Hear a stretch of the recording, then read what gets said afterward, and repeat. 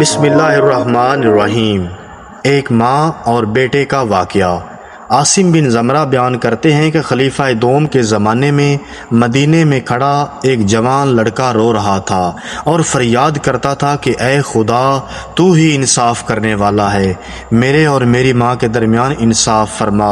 اتنے میں ادھر سے خلیفہ ثانی کا گزر ہوا۔ آپ نے اس لڑکے سے رونے کا سبب پوچھا تو اس نے کہا کہ میری ماں نے 9 ماہ مجھے پیٹ میں رکھ کر پالا بڑا کیا، لیکن اب وہ مجھے اپنا بیٹا ماننے سے انکار کرتی ہے اور مجھے گھر سے نکال دیا ہے۔ خلیفہ ثانی نے اس لڑکے کی ماں کو بلوایا۔ لڑکے کی والدہ اپنے 4 بھائیوں اور قبیلے کے لوگوں کے ساتھ حاضر خدمت ہوئی۔ خلیفہ وقت نے اس عورت سے لڑکے کے بارے میں پوچھا تو اس نے صاف کہا کہ میں اسے نہیں جانتی، یہ کون ہے اور کیسے مجھے اپنی ماں سمجھتا ہے، جبکہ میں تو ابھی تک غیر شادی شدہ ہوں۔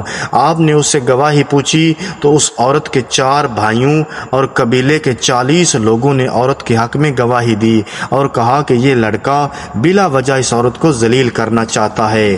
جب لڑکے سے گواہی پوچھی گئی تو اس نے کہا کہ میرے پاس اس کے علاوہ اور کوئی ثبوت نہ ہے کہ میں اس کا بیٹا ہوں اور یہ میری ماں ہے۔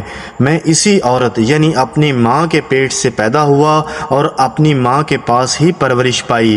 وہ لڑکا اپنے حق میں کوئی ٹھوس ثبوت یا دلائل پیش نہ کر سکا تو خلیفہ ثانی نے اس لڑکے کو کوڑے لگانے کا حکم دیا۔ جب اس لڑکے کو کوڑے لگانے کے لیے لے کر جا رہے تھے تو اس کی نظر اچانک حضرت علی علیہ السلام پر پڑی جو اس جگہ سے تشریف لے کر جا رہے تھے۔ اس لڑکے نے حضرت علی علیہ السلام کو دیکھ کر زور زور سے رونا شروع کر دیا اور آواز لگائی کہ اے رسول خدا صلی اللہ علیہ وآلہ وسلم کے بھائی، میں بہت مظلوم ہوں، میری داد رسی کیجئے، میری مدد کیجئے۔ حضرت علی علیہ السلام نے حکم دیا کہ اس لڑکے کو دوبارہ خلیفہ ثانی کے پاس لے چلو۔ جب اس لڑکے کو دوبارہ حضرت عمر کے پاس لے کر گئے تو آپ نے اس لڑکے کے واپس لانے کا سبب پوچھا تو بتایا گیا کہ مولا علی علیہ السلام کے حکم پر اسے واپس لائے ہیں۔ اسی وقت حضرت علی علیہ السلام خود بھی تشریف لائے اور حکم دیا کہ لڑکے کی ماں کو میرے پاس لاؤ۔ لڑکے کی والدہ دوبارہ اپنے بھائیوں اور قبیلے کے لوگوں کے ساتھ حاضر خدمت ہوئی۔ حضرت علی علیہ السلام نے بھی اس عورت سے جب لڑکے کے بارے میں دریافت کیا تو اس نے لڑکے کو اپنا بیٹا ماننے سے انکار کر دیا۔ عورت کے بھائیوں اور قبیلہ کے لوگوں نے بھی اسی عورت کے حق میں گواہی دی۔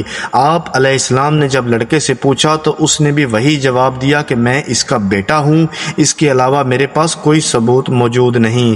حضرت علی علیہ السلام نے حضرت عمر رضی اللہ تعالی عنہ سے کہا کہ کیا میں ان دونوں کے درمیان فیصلہ سنا دوں؟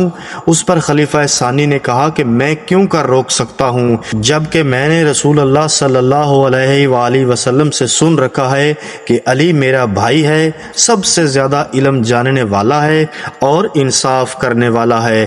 اس کے بعد حضرت علی علیہ السلام نے کہا کہ میں آج تم دونوں کے درمیان ایسا فیصلہ کروں گا جو اللہ اور اس کے رسول کو پسند ہے اور وہ راضی ہوں گے۔ پھر آپ نے اس عورت سے فرمایا کیا تیرا کوئی ولی ہے؟ اس پر اس عورت کے 4 بھائی آگے بڑھے۔